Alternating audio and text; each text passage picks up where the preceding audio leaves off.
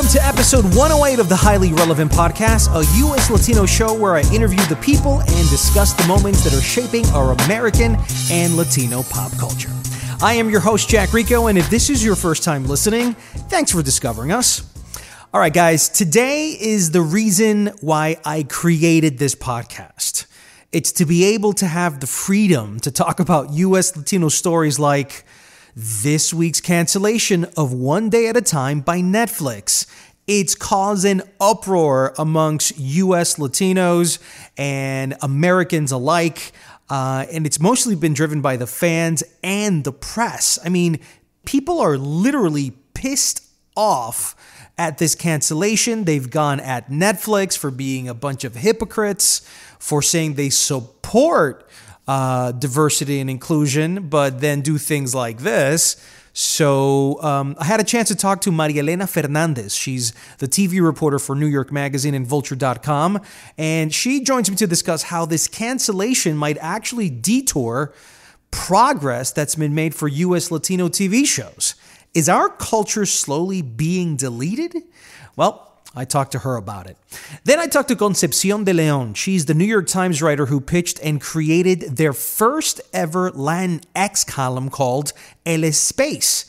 How did it come to be? Did she encounter any resistance from editors? What's been the feedback so far?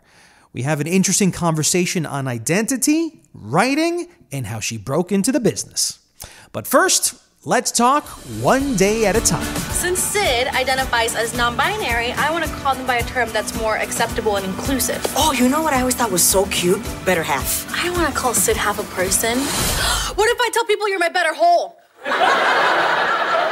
You're not saying that. I have on the phone right now Elena Fernandez. She's the TV reporter for New York Magazine and Vulture.com. She's out of LA right now, and just like her and myself, we're very, very sad at the fact that One Day at a Time has been canceled by Netflix, and I believe that it started trending almost immediately online. Isn't that crazy? It is crazy. You know, for the last few weeks, there's been a Save One Day at a Time campaign, you know, that the writers and producers of the show started, and all of its big fans, you know, people like Lin-Manuel Miranda and other famous people have been like pushing for the renewal. And today we woke up to the sad news that Netflix decided to cancel it. But the campaign moves on because Sony, who produces the show, has vowed to try to sell it to another network. And we've seen in the recent past that shows have been saved. You know, Brooklyn Nine-Nine had a very passionate fan base, and people rallied, and NBC decided to pick it up. And so, you know, fingers crossed. But so far, today has been a sad, sad day. You know, yeah, we're like mourning. We're like in mourning. It's like a funeral out there. Yes, when you read Rita Moreno's tweets about grieving her character, and you read Norman Lear's statement about being heartbroken, you know, these are people that are legends in our culture, right? And they're elderly, and you see the impact that it's having on them. How can it not have impact on you? You know, as Latinos in the United States, we don't have much representation on television in the form of a show like One Day at a Time. You know, every once in a while we have a character here or there on a TV series, but shows that center around our family life and our cultures are rare. And, you know, I'm Cuban American, and the show is based on a Cuban American family. And I've never seen that before, you know, other than Que Pasa USA back in the day. Yeah, I was just going to say that. Mm-hmm. Yeah, I've never seen this on a U.S., you know, English language show.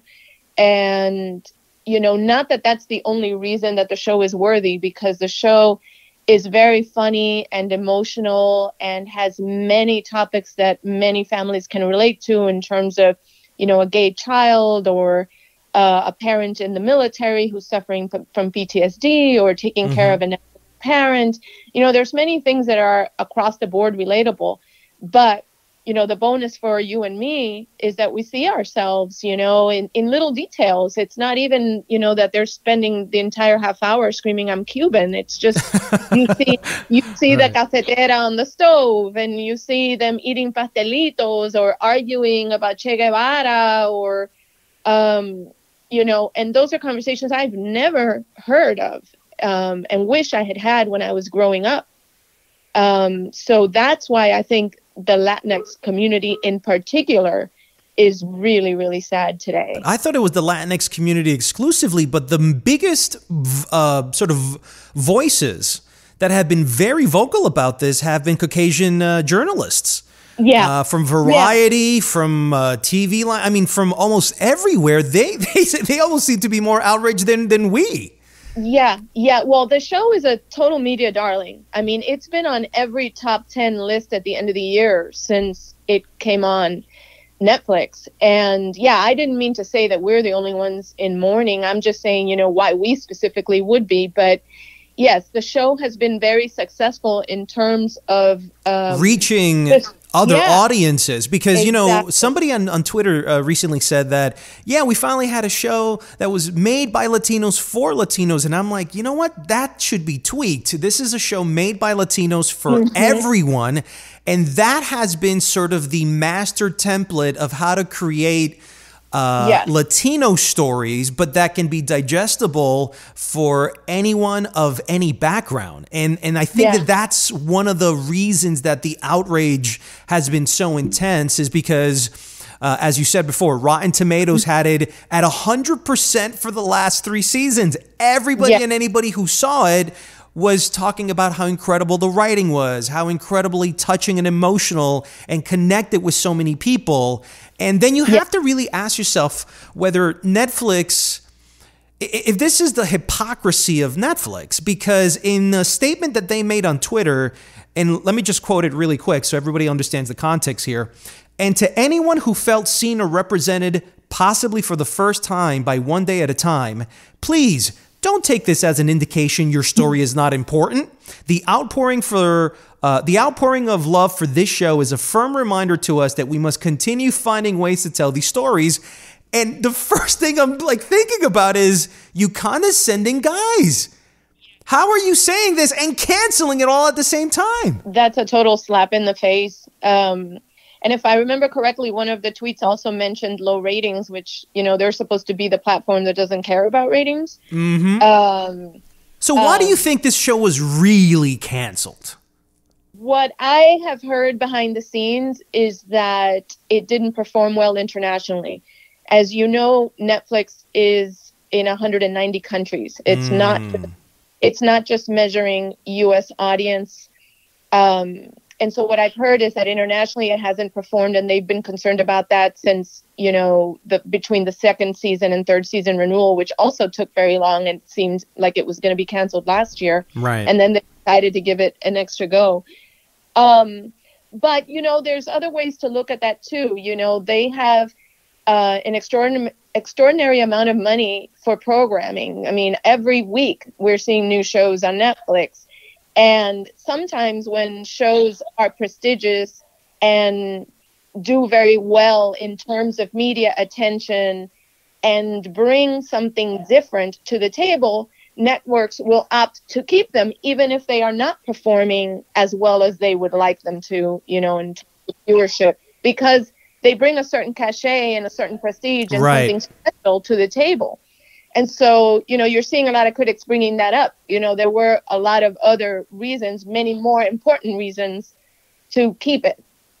So that, I think, is why everyone is so sore. Right. I mean, that's why you're seeing everybody so upset today. Now, I have to ask these questions because these are the questions that immediately went through my mind, and I'm curious to knowing what your thoughts on it are. Would One Day at a Time have continued for another season if the cast was white or if the cast was black? I would tend to think so. I would tend to think that at the very least, there would have been a likelihood of them saying, you're getting 6 more episodes to finish your story. Right. The fact that they just decided to cancel it, and, I don't want to spoil it, so I'm not going to say what it is, but the end of season 3 is a cliffhanger. For them not to get to tell that story and end it and say goodbye to these characters after they've been received as well as they have, it really doesn't make any sense. There's been many, many instances where a network says, we don't think we can support this show anymore beyond 3 or 4 more episodes so that you can close it out. And that at least makes the fans happy. The producers get to tell the story they wanted to tell. You know, yeah, there's closure. Yeah.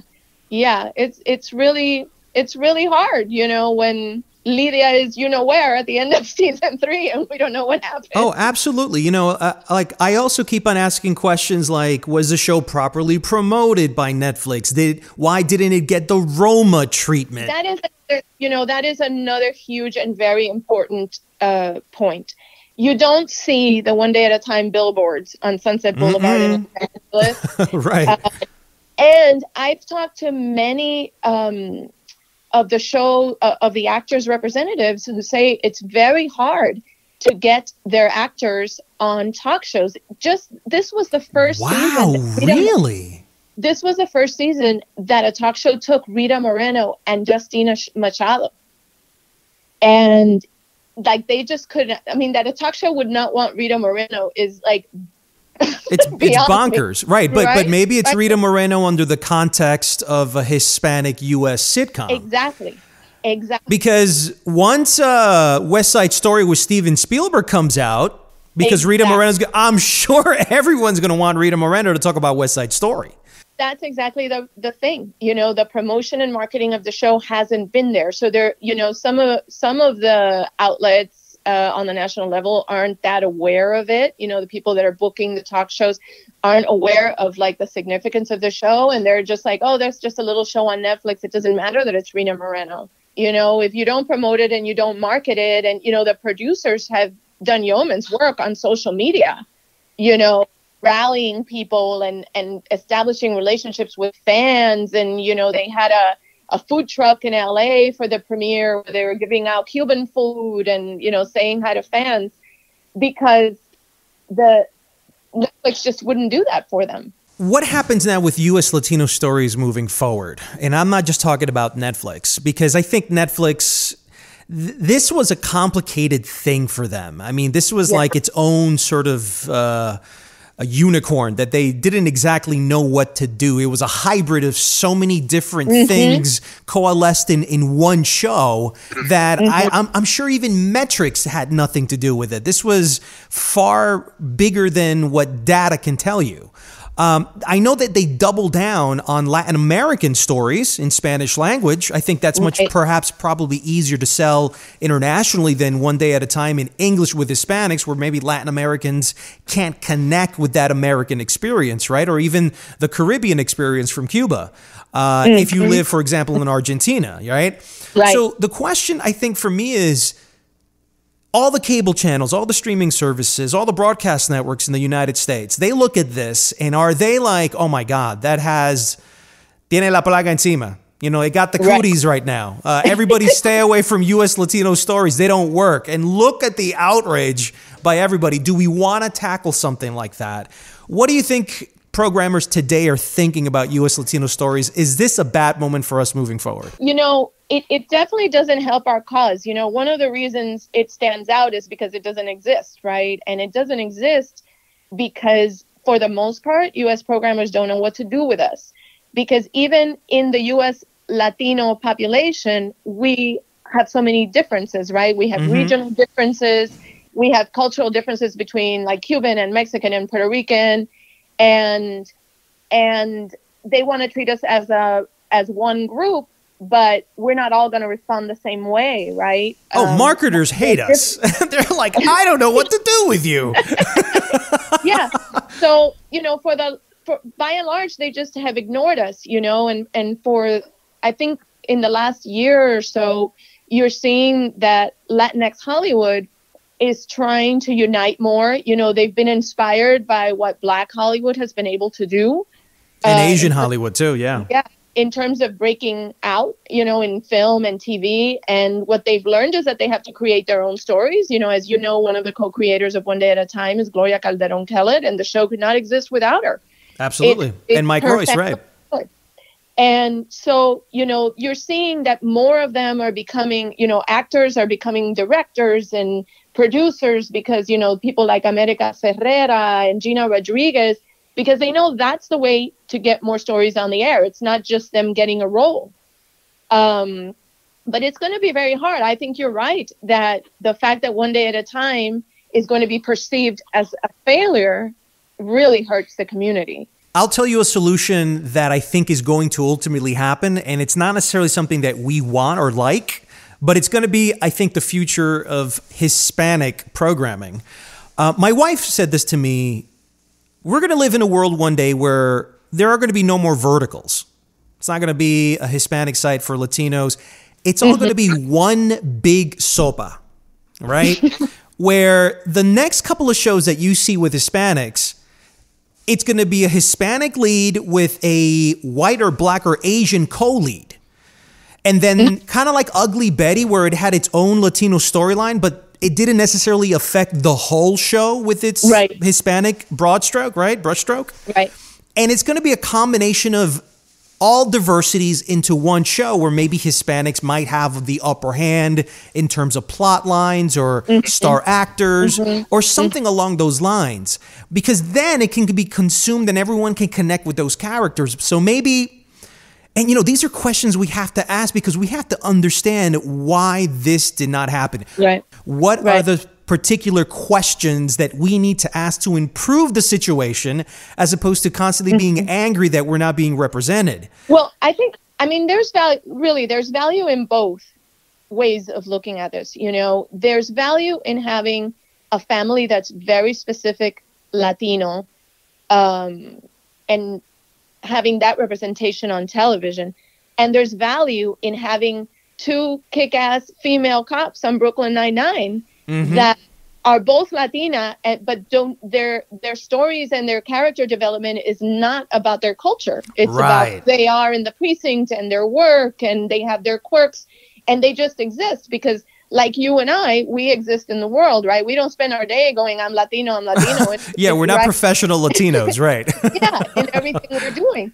So, you know, it's the same. If you look at the success of Black Hollywood, you know, you can have a Black person be a lead in a show that has nothing to do with their race, or you can have a show as successful as Insecure or Atlanta, you know, that really speaks to the Black experience in a very, very specific way, and that other people can find things to relate to about it. So I don't think it's either or, you know. I hope that there's going to be room for us to be able to tell our own specific special stories, because I think that's the brilliance of One Day at a Time, you know. It worked well on Broadway, where Lin-Manuel Miranda was able to tap into something universal within the Heights. Yes. And I've always thought that that would have been a great TV show. I know they're trying to adapt it to a film right now. I believe it's with either Warner Brothers or Universal Studios, and that's fine, but it's like a one and gone, and we won't see it afterwards. I think a TV show would be great about, you know, Uznavi and his Washington Heights, you know, trying to get back to the Dominican Republic with the lottery ticket. I think there's something there that he was able to do so well. So it's not that US Latino stories don't work.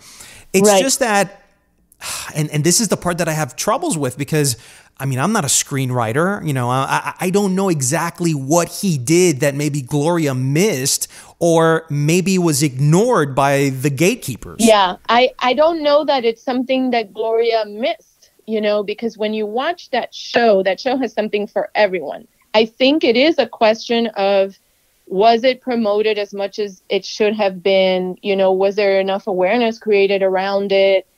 And then there's this issue that it was on this platform that looks at things beyond the U.S. audience and the U.S. interest in a show. They do look at the international interest. Bueno, Elena Fernandez, TV reporter for New York Magazine and Vulture.com. Thank you so much for coming on the podcast and talking a little bit about One Day at a Time and its cancellation and sort of the bigger repercussions of what this means. So once again, thank you so much. Thank you so much. My pleasure.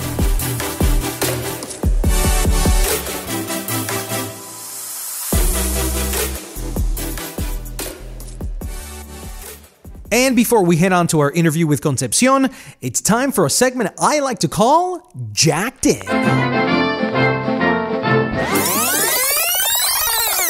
Let's begin with the top movie news of the week. Esai Morales joins the DC Universe as villain Deathstroke. Denzel Washington to star in Warner Brothers cop thriller Little Things. Antonio Banderas has joined the Hitman's Bodyguard sequel with Salma Hayek. And watch Oscar Isaac in Netflix's new original film, Triple Frontier, starring Ben Affleck, out now. In TV news, Rosario Dawson will voice Netflix's forthcoming animated series, The Last Kids on Earth. Netflix will make Gabriel García Márquez's Cien Años de Soledad into a TV series. And actor Susan Santiago will star as a series regular opposite Brooke Shields in the CW's drama pilot Glamorous.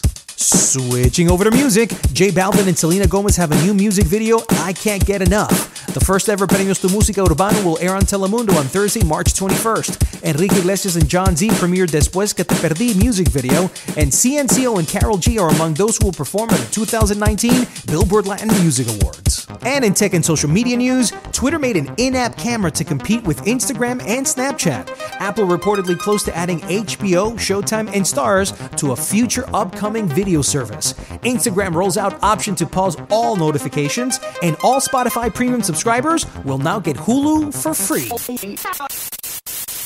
If you haven't noticed yet, the New York Times has a brand new Latinx column called Espace. It's courtesy of Dominican-American Concepción de León, a writer for the book section of the Times.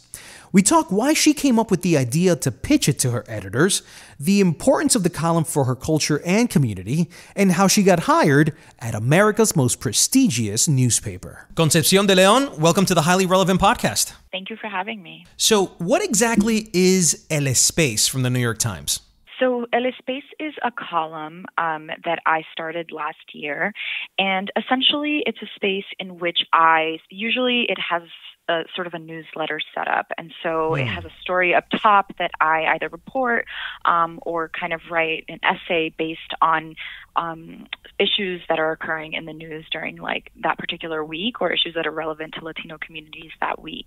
And so I write that, and then I suggest, a group of articles that would also be interesting to Latino viewers. Mm-hmm. I mean, not Latino viewers, Latino readers. And so are you the editor? Are you the conceptual editor of what goes on it? Or do people pitch you things and then you have to take that to another editor who then approves the topic that you're going to be writing about? So I would say right now I'm the writer of it. So I write the column, I select the stories that I want to recommend or the videos, whatever it might be.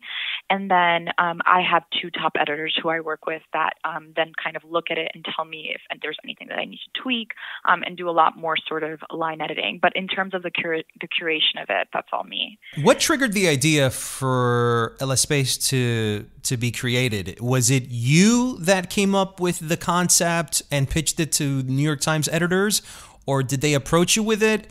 And why was the timing right? So it was me that pitched it, and I pitched it to as a special project, and I kind of the way that it came up was that we have a Spanish version of the Times called El Times, and they have a newsletter. And when they were kind of revamping their newsletter last year, I was one of the people that was kind of reading it and giving sort of some comments on it. And I read that and I was like, wow, it'd be so cool if we had something similar to this in the United States. I feel like the Spanish-speaking population in the U.S. is really neglected, and Latinos as a whole, but we sort of forget that the United States has the second largest population of Spanish speakers in the world, and that's really significant. And so I felt like we were really neglecting a huge population of people within the U.S., because I should mention also that El Times is more so catered like to Latin America, so it's news that's really relevant in that region. Mm-hmm. And so there were a lot of articles that we were publishing related to Latinos in the U.S. that weren't necessarily being translated, and I felt like that was a hole that could be filled. And so I pitched Espace as a way to sort of directly speak to that audience, but also to kind of increase the number of articles that we're translating into Spanish. And I should mention that, kind of unbeknown to me at the time, there was a sort of greater strategy in terms of reaching Spanish-speaking audiences. That is definitely a priority for the New York Times. And so I think it just so happened that I pitched this at a time when it was also becoming more of a point of interest for the Times as a whole. Got it. So the timing was perfect. Now, El Espace, as I understand it, it's in English, not in Spanish, correct? So I write it in English, yeah, but it's translated every week and published in Spanish as well on our Spanish language vertical. Did you show any data to have to convince anybody that this was the right move to make? Did you have to do like a whole research project, a PowerPoint or a keynote presentation? Guys, let me educate you, please. Listen, the data doesn't lie. Yeah, I mean, there was a lot of excitement for it from the beginning, I think, but we did have to, I had to submit a proposal, and I worked with someone that does like audience development to sort of look for data to back up things that I sort of felt to be true anecdotally, which is that there is a huge bilingual population in the U.S., that, there is a particular interest in this kind of content. And so, yeah, I mean, for sure, there was research that went into it. It was, I think it took about 6 months to actually get it up and running. Oh, wow. So, yeah, so it wasn't, from one day to the other. There was sort of a lot of research and stuff that went into it. But I would say that there was a lot of support and kind of just like excitement about it from the beginning. That's great.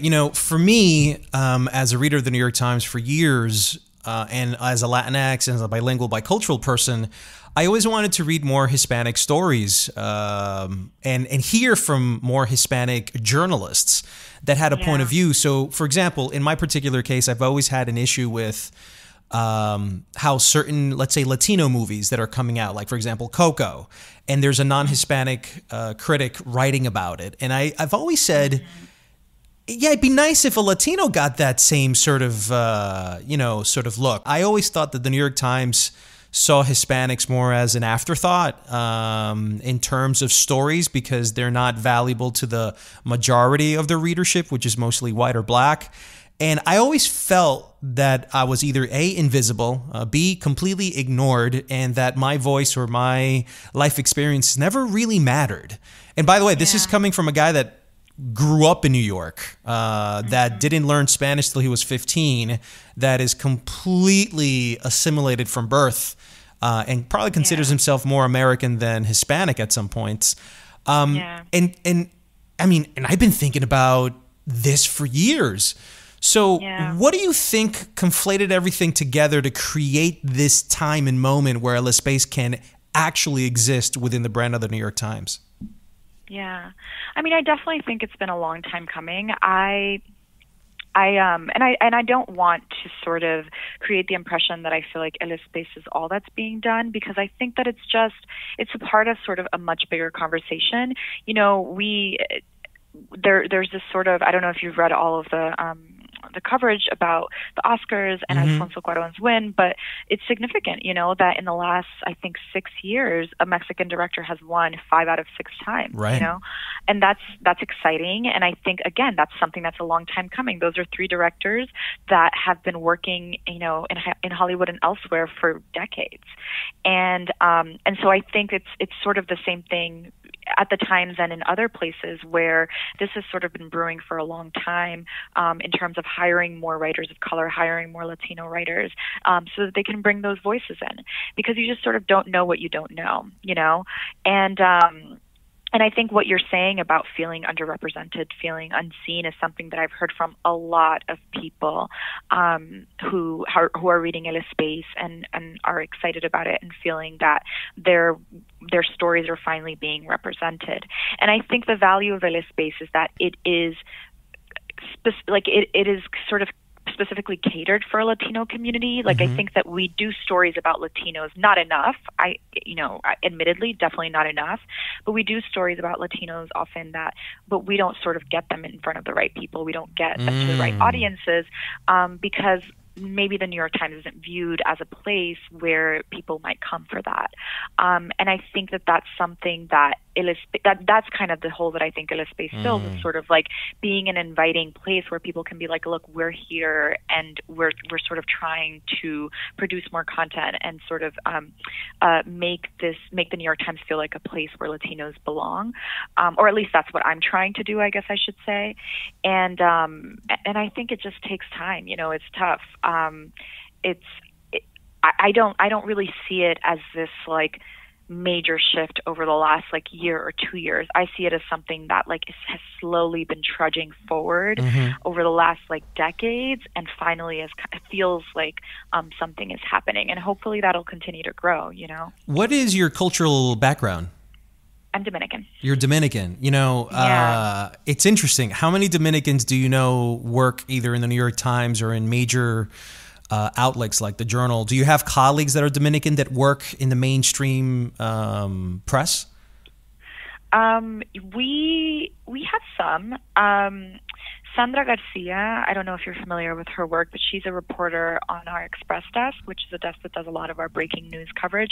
She's really, really talented and has been here longer than I have, actually, though I'm not exactly sure exactly how long. I think it might be like 3 or 4 years. So she's really great, a really talented person. And then we have I don't know of any other reporters, and I hope I'm not wrong about that, but there are definitely other people that are working across the building. Claudio Cabrera is an SEO specialist, and so he works on the SEO team to sort of try to get our stories in front of the right people. So there are a few. It's Dominicans, I think, are a smaller a minority of a minority, I think. I think in New York there are a ton of Dominicans, but across the country that's not necessarily true. And so I think that same with anything, it's just, as the number of Dominicans grow and as more opportunities kind of arise for Latinos to fill those roles, hopefully there will be more Dominicans, but right now there are a few. Now, do you feel that, did you ever think that working at a New York Times for a Dominican writer, journalist such as yourself was a fantasy, or was there a sense of that this could be real if I just put in the work? Because No. there's really no data to support that it's an easy ride for a Hispanic to just go to the New York Times. Yeah. No, honestly, for me, my entire career has been a dream. I think that, and literally, like there are things that I have. They are things that I've dreamed of, but never things that I expected to come true. And in particular, the Times. It just felt so distant. And I remember when I was maybe like 17 or 18. I wrote this like satirical essay for school, and my teacher was reading it, or a writing tutor or something was reading it, and she was like, "Oh, like this is so good, you should submit it to the Times." Oh, wow. Like, what? And at the time, I didn't know anything about media. I didn't know how to like pitch people. I didn't know how to submit anything. I don't even know. But I sent it to like someone at the Times. Of course, never heard back. But since then, I think I was just like, oh, I'm not good enough for the Times, because obviously I wasn't thinking like I'm 17 years old and I need some years in me before I'm able to write at the level required to work at the Times. But I've always been an admirer of the Times, and I've read a lot. I used to read a lot of their articles before I started here, and I just think we have so many talented writers. And so I was like, wow, like these are great writers. There's no way that I'm going to get there. And if I do, then it's going to be in many, many years. So it's definitely, it was a surprise to me. And how did you prepare for that? How did you prepare your writing to be at the level of the Times? Oh, I don't know how to answer that. Because I don't think that I did anything like active to prepare. Got it. You didn't go to like a writing school. You didn't have to go get a master's degree in that. You didn't have to take tutors. You didn't have to go into online writing and try and copy a particular structure. You didn't hire tutors, maybe ex-reporters from the Times. You didn't do any of that, right? No, I didn't. I didn't. I was always a big reader, and I'm a big believer in reading as a form of improving your writing. So I feel like I grew up with a really strong foundation for writing, because I was like a voracious reader. Like I would read like 10 books every 2 weeks, literally. And so I think that's a huge part of it. That's a lot of books. Yeah, that's a huge part of it. I honestly think one of the experiences that really kind of formed my writing was going to an advanced high school. So I went to Bard High School, early college in the city, and it's basically you know, exactly what it sounds. It's an early college. So essentially you go in and you do 2 years of high school, and then the last 2 years are college classes, excuse me. And so you graduate with a high school diploma and an associate's degree. And what was really lovely about it was that, yeah, it was incredible and really a great experience. And I feel like, by the time I got to college, I was like, this is cake, you know, because I had been so thoroughly prepared. But yeah, you know, we got to pick our classes. I took philosophy classes and sociology classes, things that high school students would not necessarily have access to. So I will say that, like, that wasn't an active thing that I was doing to prepare to work at the Times, but I really kind of credit that for forming me and kind of helping my writing get to a place where I can write for the Times. And I feel like I still have a lot of growth to do in terms of writing. I don't think I'm like the best writer in the world. But I definitely think those two things were things that I can think of that really helped me, more like stuff from when I was younger. I take a lot of writing classes now after having started at the Times. Interesting. Just to sort of continue to work on it. Yeah. But it's mostly like I take a lot of creative writing classes to do, to write. At some point I'd like to write a novel. So a lot of the writing classes that I take have to do more with plot and form and working on those, on that discipline. How did you get into journalism? So when I first graduated, I wanted to be a book editor. And so I was applying to all these book publishing companies and did not hear back from one. I mean, literally it was like putting my resume into a black hole. And I was like, okay, well, I guess this isn't for me. You know, I need to kind of figure out something else to do. And I had been a Chinese major, in addition to a Spanish major. And so I was like, well, maybe I'll look for jobs that relate to my Chinese language skills. And so I found a job. Do you speak Chinese fluently? Oh, it's so funny that you mentioned that. I definitely not fluently. Which is very embarrassing because, you know, like I said, it was my major. But, you know, after I graduated, that's like what, 7, 8 years ago, maybe now. My math is terrible, but after I graduated, I just haven't spoken it since then. And so very recently, actually, I started taking a Chinese class because I'm like, this is embarrassing. Like, I need to get back into this. So I'm trying to build it up. But at the time and when I first graduated, I applied to work at a Chinese company and ended up becoming a consultant for them for a couple of years. And so I did that, and it was interesting and it was cool to be able to use my Chinese language skills. But then I kind of just realized that I really wanted to go back into the book world or publishing in some capacity. And so I applied for the Columbia Publishing course. I don't know if you're familiar with it, but essentially it's one of those, it's a 6-week course, and it's split between book publishing and media and magazine and journalism. And so the first 3 weeks, we had a whole bunch of sort of professionals in the book industry come to talk to us. And it was like, you know, people that were editors and publicists and worked in the marketing department. And it was really interesting, but it kind of made me realize that the book publishing world in itself wasn't really for me. And then the media people came, and I was like, yes, like these are my people. It was just much more fast moving. It was, there was much more of a generation of ideas. With books, they were like, oh yeah, it takes like a year and a half or more to work on this one book. And I'm like, I cannot work on one thing for that long. And so I just found the media industry to be a lot more dynamic, and that was really appealing to me. So that I would say was my entry into the industry. And then I did a couple of internships. I ended up working at Glamour magazine for a couple of years. That was my first job in journalism. And I was an editor there. By the time I left, I ended up editing the Work and Money pages, and which is essentially like, you know, stories about personal finance and career, obviously catered to like women because it was a women's magazine.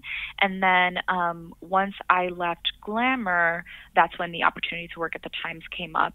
And then I just like interviewed and here I am. So you never worked for a Hispanic platform? No, I didn't. Is that something that you regret not doing, or is that something that you'd like to eventually do, or is that something you don't even think about? No, I mean, I tried. I pitched some Latino platforms, but I mean, at the time I was so new. I didn't know how to pitch. I didn't really know very much about the industry, and so I tried, but I wasn't, you know, the particular platforms that I was pitching to weren't really receptive to it. Again, because I probably didn't know what I was doing and didn't know what I was pitching. So, but I would love to.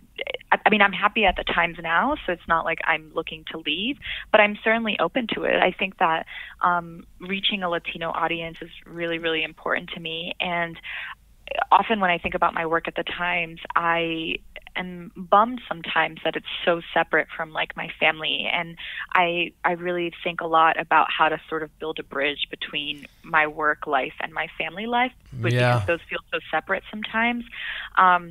So yeah, in response to your question, I certainly have nothing I'm not opposed to it, and I'm open to it. But for right now, I'm chilling at the time. There is this sense that when you're a Hispanic and you're working within the Anglo sort of media world, that you're not allowed to almost carry your stories, the ones that you also follow and that you're very passionate about, a particular song or J Balvin, and you want everybody else to kind of share in that joy that you have for your culture. And when you're kind of either told no or it's ignored, there's a certain sense of emptiness in you, and I can totally empathize. Now, for you, why do you think there aren't enough Latino journalists in mainstream media, and why do you think there aren't enough Latinx platforms like Espace? Why isn't this abundant everywhere? I think that's a big question. I think that in part it has to do with pipeline. I don't think there's a lot of access or opportunity available to a lot of people. I know that even for me, like I said, when I first graduated college, I was applying, and I had no one got back to me. And it's because, particularly when it comes to journalism and media, and I don't know if this is true of television as well, but my impression is that it's so hard to get your foot in the door if you don't know anyone or if you don't have any sort of connections. Mm-hmm. And what I was only able to kind of move forward in the field once I knew the right people and had people that could kind of advocate for me and put my name in the bag and so you get had my a rabbi in front of people. One person in particular that I think I owe all my jobs to, and has been really instrumental in that. But I think a lot of people don't have access to that, and I've spoken to some young journalists, or I have in the past, who have kind of expressed interest in media and have talked to me about how to get into it. And I'm like, honestly, it's so hard if you don't know people and know people that have power, right? Because so how do you do that then? Well, for me, I did the Columbia publishing course. So the person that was able to help me a lot was the director of the Columbia publishing course, Shay Earhart, who, again, was the person who sort of sent me to the right interviews and kind of helped me just helped me get a seat at the table, mm-hmm. Or not even. I think a seat at the table is probably not the right phrase, because I don't think I have a seat at the table yet. But just help me get interviews, essentially, like literally just get an interview, not even get a job, just get an interview, which mm-hmm. I think is so challenging. So I think that was the way in for me. I think for other people it can mean different things. You can ask editors out for coffee, writers out for coffee that can give you advice. I did some of that as well.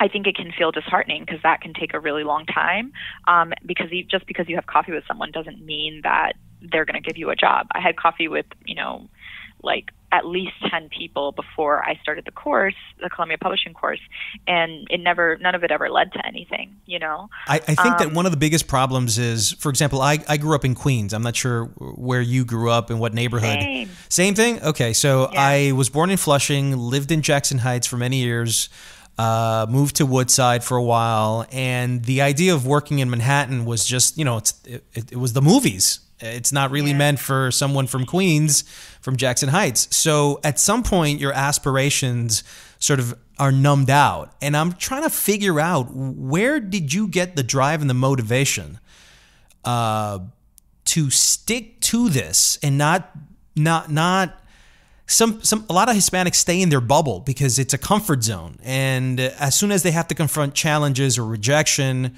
that's when everything discombobulates. Where do you is it from your parents constantly telling you that you could be better or that you're great, believing in yourself? Not everybody does that. Where did you get your drive?